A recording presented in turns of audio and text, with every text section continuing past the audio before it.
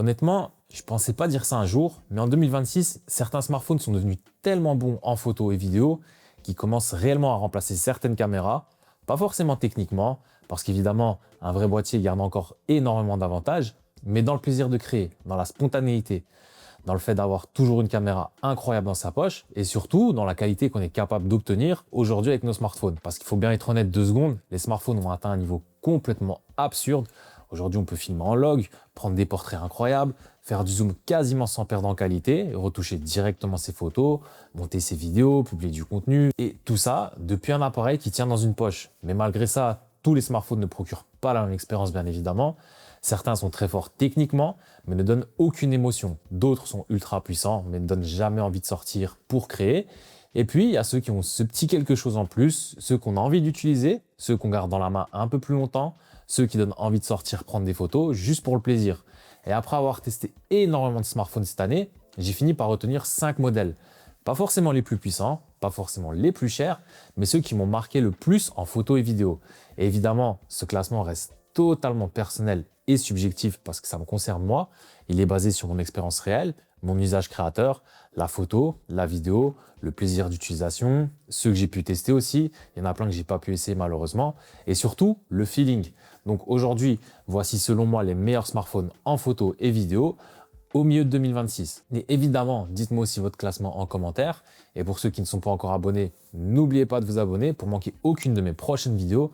Je vous remercie vraiment tous. Je vais être très honnête avec vous, je pensais absolument pas mettre un Realme dans ce classement et encore moins dans une vidéo centrée sur la photo et la vidéo. Mais ce Realme 16 Pro Plus m'a réellement surpris parce qu'aujourd'hui, les milieux de gamme deviennent de plus en plus bons sur de nombreux aspects et ce smartphone en est probablement l'un des meilleurs exemples. Quand on regarde simplement la fiche technique, on pourrait penser qu'on est encore sur un smartphone bon pour le prix, mais en réalité, il va beaucoup plus loin que ça. Déjà, il y a ce capteur principal de 200 mégapixels. Alors évidemment, je vous l'ai déjà dit, les mégapixels, ça ne veut pas dire grand-chose tout seul. Mais ce qui m'a surpris ici, c'est surtout la polyvalence globale du smartphone. Le téléobjectif x3,5 par exemple est super intéressant pour cette gamme de prix. Et honnêtement, ça change énormément de choses au quotidien. Parce qu'on peut enfin faire autre chose que du simple zoom numérique dégueulasse. On peut réellement jouer avec les focales, faire du portrait, aller chercher des détails, créer des plans plus compressés et surtout le rendu est vraiment bon. J'ai trouvé les photos très détaillées avec de belles couleurs et surtout une vraie polyvalence. Alors oui, parfois ça reste un peu trop saturé à mon goût, mais honnêtement, pour un smartphone à ce prix-là, c'est franchement impressionnant. Et ce qui m'a le plus surpris finalement, c'est qu'il donne vraiment envie de prendre des photos. On sent que Realme essaye aujourd'hui d'aller beaucoup plus loin que le simple smartphone performant pas cher. Et ça se voit aussi dans l'autonomie. Les 7000 mAh sont vraiment super efficaces. Honnêtement, cette batterie, elle semble infinie. Et quand on crée du contenu, quand on voyage, quand on prend énormément de photos ou vidéos, ça change tout. Alors évidemment, il y a mieux dans ce classement. Mais honnêtement, le fait même que ce smartphone soit dans cette vidéo montre à quel point les milieux de gamme ont progressé. Et ça, c'est quand même assez fou. Le Pixel 10 Pro XL est probablement le smartphone le plus simple à expliquer dans ce classement parce qu'il cherche jamais à impressionner et pourtant c'est probablement l'un des smartphones que j'ai le plus aimé utiliser depuis sa sortie. Google a compris quelque chose de très important. La meilleure caméra, c'est pas forcément celle qui a les specs les plus impressionnantes, c'est celle qu'on a envie d'utiliser tous les jours. Et le Pixel est exactement dans cette logique. Les photos sont naturelles, très cohérentes, très humaines. On a rarement ce côté HDR très agressif qu'on peut retrouver sur certains autres smartphones. Et surtout, le Pixel donne énormément de confiance. Peu importe les conditions, peu importe le sujet, on sait presque toujours qu'on va obtenir une belle photo. Et honnêtement, c'est probablement sa plus grande force. Le Pixel est aussi l'un des smartphones les plus agréables pour capturer rapidement un moment. Tout est fluide, tout est simple. Le smartphone disparaît totalement au profit de l'expérience. Et ça, c'est exactement ce que j'attends aujourd'hui. Même en vidéo, il reste très très bon. Alors oui, évidemment, il n'est pas au niveau d'un iPhone sur les codecs ou les formats vidéo avancés. Mais dans la simplicité et l'efficacité, il est vraiment excellent. Et honnêtement, après plusieurs mois avec ce smartphone, je pense que Google a créé l'une des expériences Android les plus cohérentes du marché. Encore aujourd'hui, c'est probablement le seul Android qui m'a réellement donné envie de quitter totalement l'iPhone pendant plusieurs mois. Et ça veut dire énormément de choses.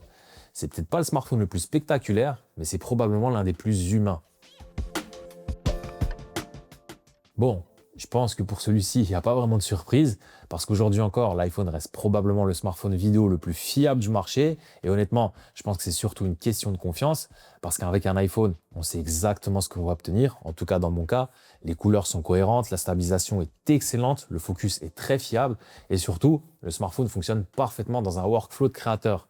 On a le log, les codecs, l'intégration avec tout mon écosystème, le transfert ultra rapide, les réseaux sociaux, tout est pensé pour créer du contenu rapidement et efficacement. Et honnêtement, quand on travaille énormément avec son smartphone, ça change vraiment tout.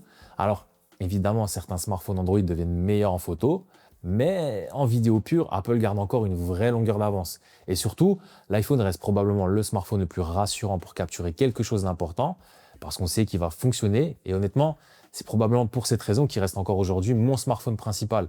Pas parce que c'est le plus excitant, pas parce que c'est le plus innovant, loin de là, mais parce que c'est probablement celui auquel je fais le plus confiance. Et je pense que beaucoup de créateurs comprendront exactement ce que je veux dire, parce qu'aujourd'hui, quand on filme énormément, la fiabilité devient presque plus importante que les specs. Et de ce point de vue-là, l'iPhone reste une référence absolue.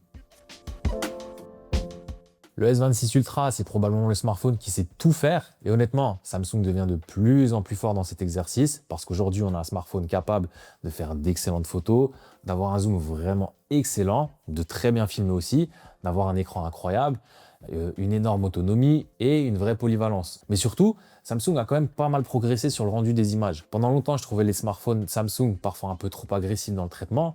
Mais aujourd'hui, les choses deviennent un peu plus maîtrisées, même si je trouve quand même toujours que les couleurs manquent d'un peu de naturel et sont un peu trop peps, trop saturées à mon goût. Mais les photos deviennent quand même beaucoup plus cohérentes. Et évidemment, le gros point fort ici, ça reste le zoom.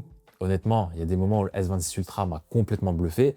Pouvoir aller chercher autant de détails avec un smartphone reste complètement fou. Et surtout, Samsung arrive à rendre ça réellement utilisable. On n'est plus dans du gadget, on est sur un smartphone qui a une vraie large plage focale et qui va donc permettre de pouvoir pallier à quasiment tous les besoins en photo et même en vidéo. Et pour ceux qui aiment faire de la photo en voyage, franchement, ça doit être incroyable. On peut quasiment tout faire avec ce smartphone et c'est probablement ce qui résume le mieux ce S26 Ultra. C'est le smartphone de la polyvalence absolue. La vidéo aussi a pris une autre dimension chez Samsung avec un vrai format log qui va permettre d'aller plus loin. Et le format log que j'ai beaucoup aimé, même s'il est encore en retrait par rapport à celui d'Apple, notamment avec son codec uniquement .mp4. Mais hormis ça, il est probablement le meilleur en vidéo sur Android actuellement. Et c'est pour ça qu'il est le deuxième de mon classement. Alors oui, il est gros, oui, il est imposant. Mais honnêtement, quand on voit tout ce qu'il est capable de faire aujourd'hui, on comprend vite pourquoi autant de gens l'adorent. Samsung a réussi à créer un smartphone ultra complet. Et aujourd'hui, c'est probablement l'un des smartphones les plus impressionnants du marché.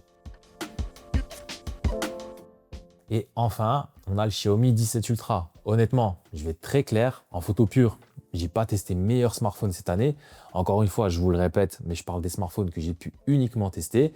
Donc je sais que beaucoup vont me dire il y a tel ou tel smartphone, mais malheureusement, j'ai pas encore de près de toutes les marques. Donc je fais avec ce que j'ai pu essayer.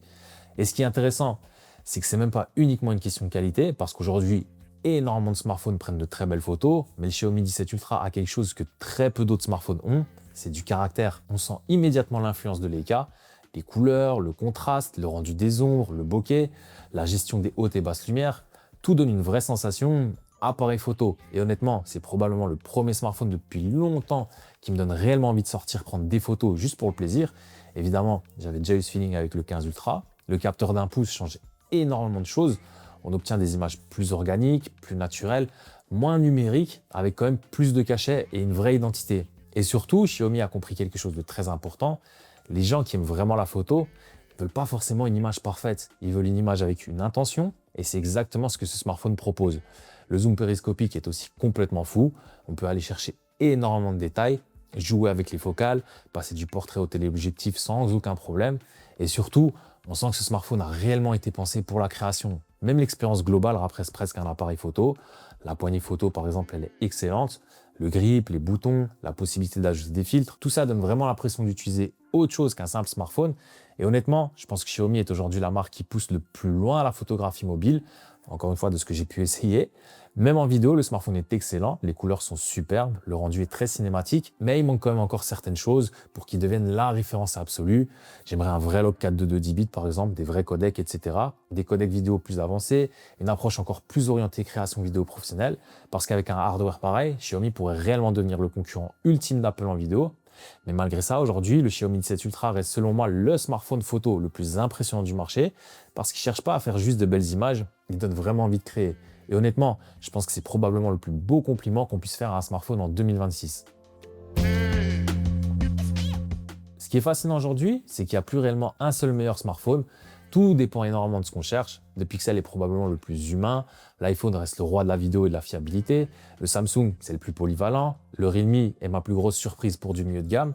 Et le Xiaomi, c'est probablement celui qui me donne le plus envie de créer. Et honnêtement, c'est assez fou de voir à quel point les smartphones ont progressé. Parce qu'aujourd'hui, on a littéralement des outils de création incroyables dans nos poches. Et je pense qu'on oublie parfois à quel point c'est quand même impressionnant. En tout cas, dites-moi votre classement en commentaire. Quel est selon vous le meilleur smartphone en photo et vidéo aujourd'hui? Et surtout, dites-moi si vous aimeriez voir encore plus de vidéos comme celle-ci sur la chaîne. N'oubliez pas aussi de liker, commenter, partager et surtout vous abonner pour manquer aucune de mes prochaines vidéos. Je vous dis merci à tous et à la prochaine.